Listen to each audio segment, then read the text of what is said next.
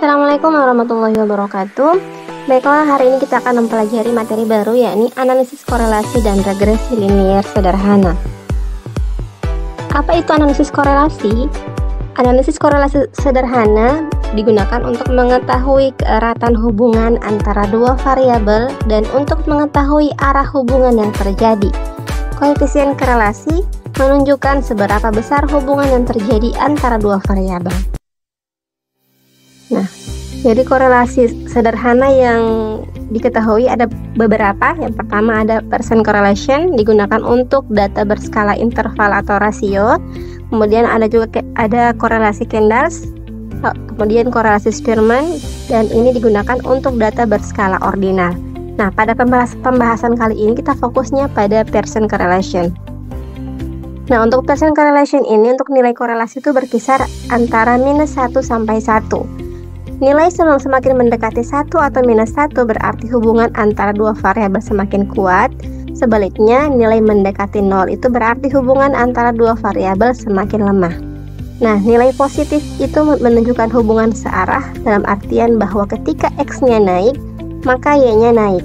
Sedangkan kalau nilai negatif itu menunjukkan hubungan terbalik, yakni ketika X naik, maka Y-nya turun. Jadi ini rumus korelasi persen yang digunakan, di mana R adalah nilai korelasi, N adalah banyaknya data, X adalah variabel bebas, dan Y adalah variabel respon. Ini merupakan tabel interpretasi untuk nilai koefisien korelasi. Jadi nilai berkisar dari 0,001 sampai 0,2 itu artinya korelasinya sangat lemah.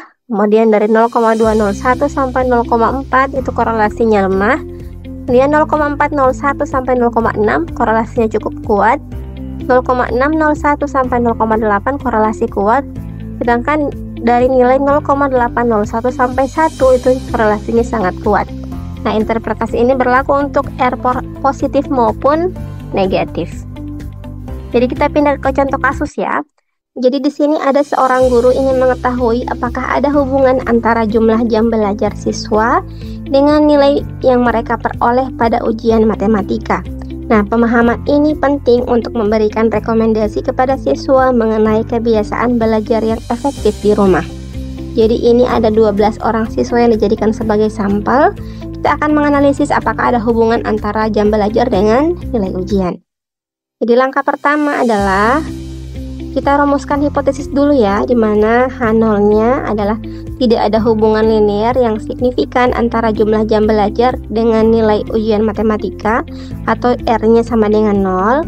Kemudian H1-nya atau hipotesis alternatifnya adalah ada hubungan linear yang signifikan antara jumlah jam belajar siswa dengan nilai ujian matematika atau R-nya tidak sama dengan 0. Kemudian yang kedua adalah menentukan taraf signifikansi, di mana ditentukan nilainya 5%. Dan yang ketiga menentukan statistik uji. Karena datanya berbentuk rasio dan diasumsikan berdistribusi normal, maka maka statistik uji yang digunakan adalah uji korelasi persen. Ini rumusnya. Saya lanjut. Jadi untuk memudahkan perhitungan kita buat tabel bantu ya. Jadi ini ada nih kolom X, kolom Y, kolom X kuadrat, kolom Y kuadrat, kolom X kali Y. Kemudian ada jumlahnya di bagian bawah. Nah, kalau ini saya cari menggunakan Excel. Nah, jadi ini tinggal dimasukkan di rumus saja ya. N-nya itu 12, sigma XY-nya ini 5132, sigma X-nya 72, ini sigma Y ya. Sigma Y-nya 821. Kemudian N 12 kali sigma X kuadrat 500 kali sigma X 72 dikuadratkan. Kemudian N 12 kali sigma Y kuadrat 56.817 kali sigma Y dikuadratkan 821 dikuadratkan. Nah, dihitung diperoleh nilai R-nya adalah 0,98. 0,98 ini sesuai dengan tabel interpretasi yang sebelumnya, diketahui dia hubungannya sangat kuat. Nah, hubungan antara jumlah jam belajar siswa dan nilai ujian matematika adalah positif dan sangat kuat. Jadi ini adalah hubungan antara jumlah jam belajar siswa dan nilai ujian matematika. Jadi direkomendasikan untuk semakin menambah jumlah jam belajar di rumah supaya nilai matematika kalian bisa lebih meningkat. kita masuk ke materi analisis regresi. Regresi linier adalah metode statistik yang digunakan untuk memodelkan hubungan antara satu variabel dependen atau variabel respon dan satu atau lebih variabel independen atau variabel prediktor. Nah, variabel respon ini adalah variabel yang dipengaruhi, sedangkan variabel prediktor itu variabel yang mempengaruhi. Misalkan IQ dengan hasil belajar. Nah, IQ itu mempengaruhi nilai hasil belajar, sehingga IQ merupakan variabel prediktor dan hasil belajar merupakan variabel respon. Atau contoh yang kedua, misalkan kita mau mengetahui hubungan antara metode pengajaran dengan nilai siswa. Nah, metode pengajaran ini dia masuk variabel prediktor karena dia mempengaruhi hasil belajar siswa. Sedangkan hasil belajar siswa merupakan variabel respon. Jadi itu contoh dari kasus regresi linier. Nah, tujuan dari regresi linier ini adalah untuk menemukan persamaan garis yang paling baik untuk menggambarkan hubungan antara variabel prediktor dengan variabel respon. Regresi linier yang memiliki satu variabel X dan satu variabel Y disebut regresi linier sederhana. Sedangkan regresi linier yang memiliki dua atau lebih variabel X dan satu variabel Y disebut regresi linier berganda. Nah, ini adalah model regresi secara umum, yakni Y sama dengan A tambah BX tambah E, di mana Y adalah variabel dependen, X adalah variabel independen atau variabel prediktor, A adalah intercept, kemudian B-nya adalah koefisien regresi yang menunjukkan perubahan rata-rata Y untuk setiap unit perubahan X, sedangkan E adalah error atau penyimpangan dari model. Nah, nilai B ini sangat menentukan arah dari garis atau persamaan regresi ya. Nah, jika B-nya positif, jika B yang ini positif, maka itu berarti bahwa semakin besar nilai X, semakin ke kanan nilai X, maka semakin besar nilai Y. Sehingga grafiknya itu dari kiri bawah naik ke kanan atas. Sedangkan kalau B-nya negatif, dia gambarnya seperti ini. B-nya negatif, ini artinya semakin besar nilai X, maka semakin kecil nilai Y, semakin turun nilainya. Jadi itu ya, jadi nilai B itu sangat menentukan gambar dari grafik regresi. Oke, ini contoh kasusnya, jadi sama dengan yang tadi ya, jadi datanya sama, cuman kalau tadi kan hanya fokus ke hubungan antara jam belajar dengan nilai ujian matematika. Nah, sekarang kita mau melihat apakah ada pengaruh jumlah jam belajar siswa di rumah terhadap nilai ujian matematika. Jadi sama dengan yang tadi, kita rumuskan hipotesis dulu. Jadi yang kita uji di sini adalah nilai koefisien regresi, nilai B-nya. Nah, H0-nya itu adalah tidak ada pengaruh jumlah jam belajar siswa terhadap nilai ujian matematika, di mana B-nya sama dengan 0.